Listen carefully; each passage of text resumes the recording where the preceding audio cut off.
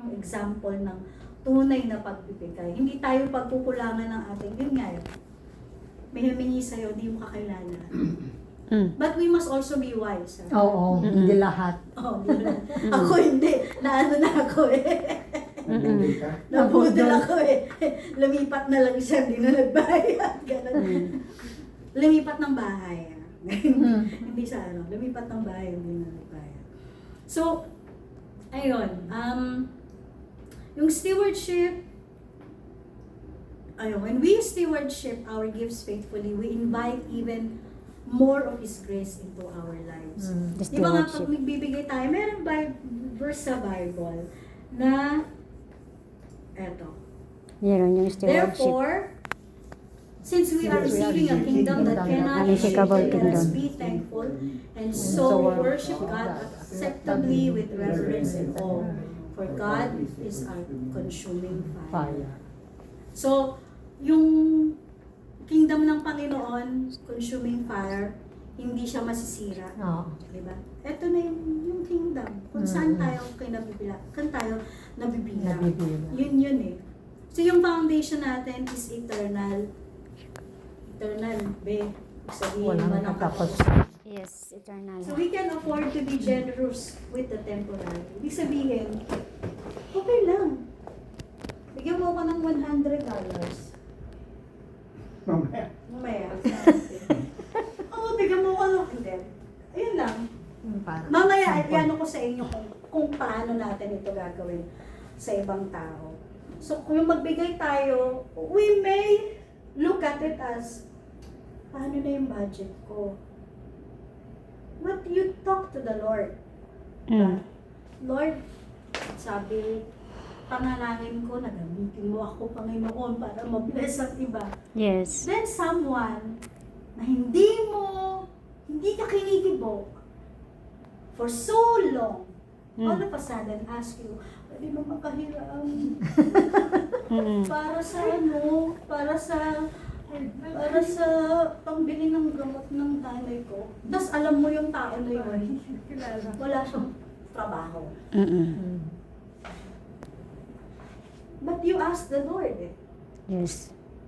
Lord, help me to bless. Others. Make me an instrument to That bless is your someone. that is your test now. Tapos, biglang nang hiram.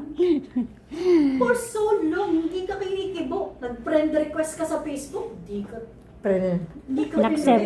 Nag-accept. Biglang Manghiram. nanghihiram sa'yo yung classmate mo. Meron nga yung Kasi hindi mo hindi alam. naglalagay Meron ng ganyan. post ko. Diba? Tapos biglang hiram ng pera. So Mag-iisip talaga tayo. it's But we must always go back to the Bible. We must always go back to the Yes. Word of God. Anong Panginoon? Eto, unshakable kingdom. yes. Eternal yung ating, kung ba't natin ito ginagawa, dahil meron tayong, we have the eternal hope, blessed hope. So pagdadamot ba natin yung temporal? Dapat maging generous tayo. Even your enemies. Although, sabi nga kanina, di ba, love the unlovable. Love that man. Tatanggalin talaga tayo sa comfort zone, mga kapatid.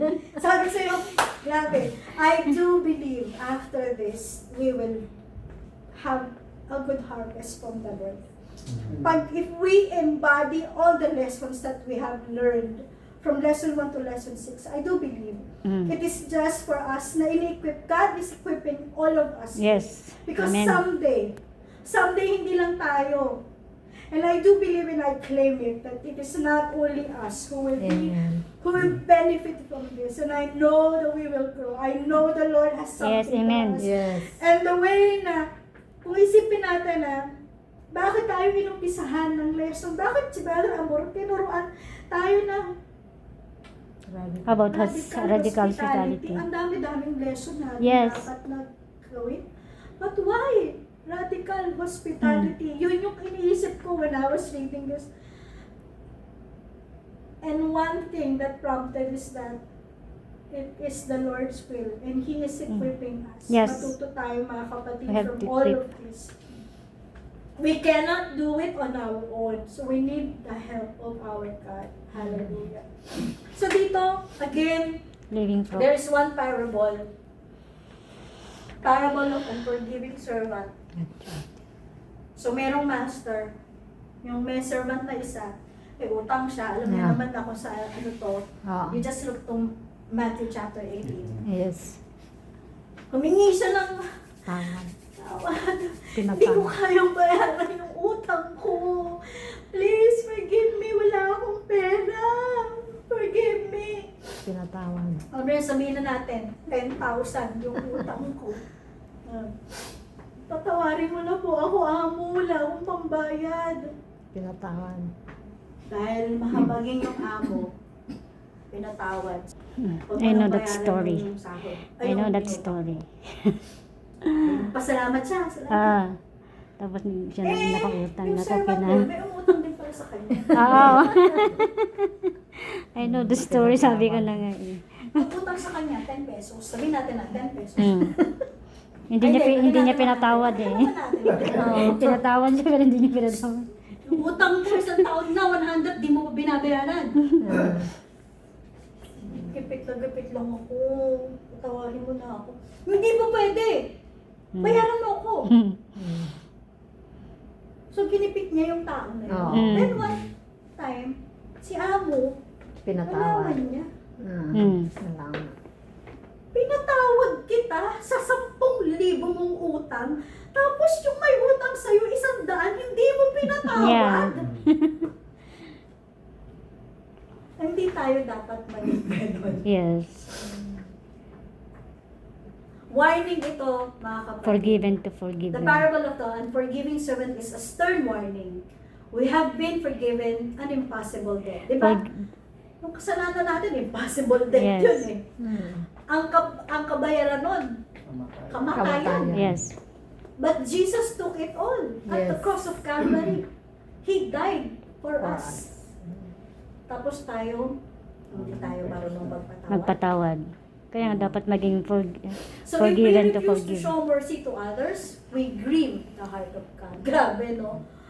Pinatawad kita sa kasalanan mo araw-araw.